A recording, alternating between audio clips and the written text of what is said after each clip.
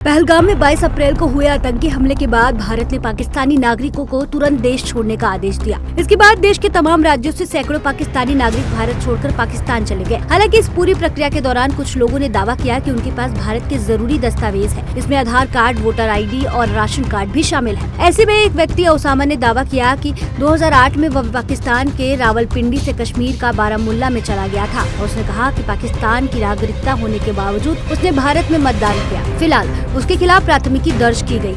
ऐसे में बड़ा सवाल ये है कि किसी दूसरे देश का नागरिक भारत में मतदान कैसे कर सकता है। आइए इसी सवाल का जवाब जानने के लिए हम ये समझते हैं कि भारत में मतदाता पहचान पत्र यानी कि वोटर ID से जुड़े नियम क्या क्या हैं। दरअसल भारत के संविधान के अनुच्छेद 326 में कहा गया है कि 18 साल या उससे अधिक आयु के हर भारतीय नागरिक को लोकसभा और राज्य केंद्र शासित प्रदेशों की विधानसभाओं के चुनाव में मतदान करने का अधिकार है। अगर कोई व्यक्ति भारत का नागरिक नहीं है तो उसका मतदाता पहचान पत्र नहीं बनाया जा सकता।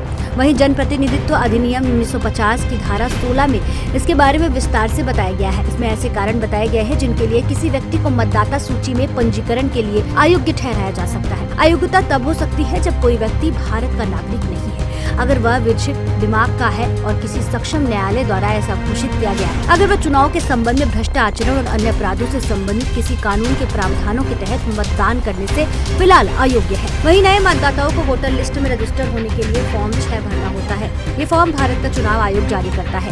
फॉर्म 6 के जरिए वोटर लिस्ट में शामिल होने के लिए आवेदक को आयु प्रमाण और पते के प्रमाण की स्वयं सत्यापित प्रतियां प्रदान करने की आवश्यकता होती है। हालांकि आवेदक को नागरिकता का प्रमाण प्रस्तुत करने की आवश्यकता नहीं है, लेकिन फॉर्म में नागरिकता की घोषणा शामिल है जिस पर आवेदक को हस्ताक्षर करने की आवश्यकता है। यदि घोषणा झूठी पाई जाती है तो आवेदक को RP अधिनियम का धारा 31 के अनुसार कार्रवाई का सामना करना पड़ेगा। इसके तहत आवेदक को 1 वर्ष तक की कैद या जुर्माना या दोनों की सजा का प्रावधान है। वहीं एक बार पूरे फॉर्म प्राप्त होने के बाद निर्वाचन पंजीकरण अधिकारी आवेदक के द्वारा किए गए सभी दावों और आपत्तियों की जाँच करेंगे। वे जाँच आवश्यक हो वहाँ सुनवाई के लिए नोटिस भी जारी करते हैं। इसके अलावा इस आवेदन पर अंतिम निर्णय लेते हैं। निर्वाचन पंजीकरण अधिकारी द्वारा नियुक्त बूथ लेवल ऑफिसर को ERO या सहायक ERO की ओर से दावे और आपत्तियां एकत्र करना होता है। वोटर लिस्ट को लेकर ECI के मैनुअल के अनुसार ERO या सुनिश्चित करने के लिए जिम्मेदार है कि कोई भी अयोग्य व्यक्ति मतदाता सूची को न जोड़े। हालांकि आमतौर पर यदि किसी नए मतदाता के आवेदन पर कोई आपत्ति नहीं है तो नागरिक की जाँच नहीं होती।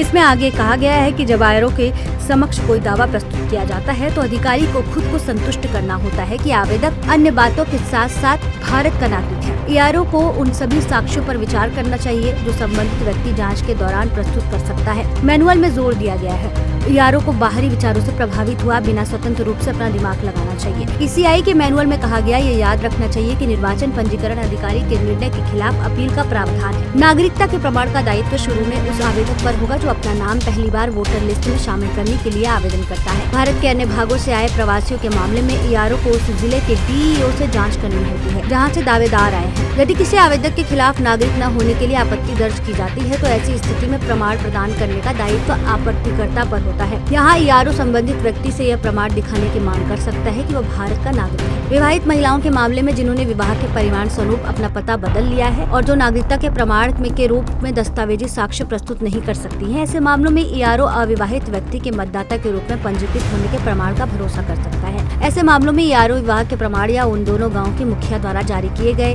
प्रमाण पत्रों पर भी भरोसा कर सकता है जहाँ महिला विवाद से पहले और बाद में रहती है।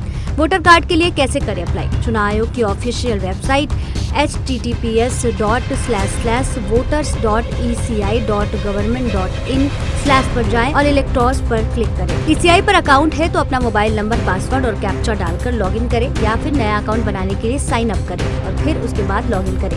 फिल फॉर्म 6 पर क्लिक करें। अपने राज्य, जिला और विधानसभा को चुनें और अपनी डिटेल्स जैसे नाम, पिता, पति, पत्नी का नाम, घर का पूरा पता, आधार नंबर आदि सही डालें। पहचान और पते के प्रमाण के लिए सेल्फ अटेस्टेड आधार कार्ड की फोटो अपलोड करें। कैप्चा कोड डालकर प्रीवियस एंड सबमिट पर क्लिक करें। सबमिट पर क्लिक करने के बाद स्क्रीन पर पॉपअप में यस पर क्लिक करें। यस पर क्लिक करते ही एप्लीकेशन जमा हो जाएगी। एप्लीकेशन जमा होने के बाद आपको एक रेफरेंस नंबर मिलेगा। इस रेफरेंस नंबर को कहीं सेव कर लें। इस नंबर की मदद से ही आप बाद में अपने एप्लीकेशन का स्टेटस जान पाएंगे। इसके अलावा आप डाउनलोड एक्नॉलेजमेंट पर क्लिक कर एक्नॉलेजमेंट स्लिप भी डाउनलोड कर सकते हैं। बताते चले कि एप्लीकेशन सबमिट करने के बाद आपके एप्लीकेशन को अलग अलग लेवल पर वेरीफाई किया जाएगा। वेरिफिकेशन पूरा होने के कुछ दिनों बाद आपको online voter ID card generate हो जाएगा और उसके कुछ दिनों बाद आपके पते पर वोटर ID कार्ड भेज दिया जाएगा।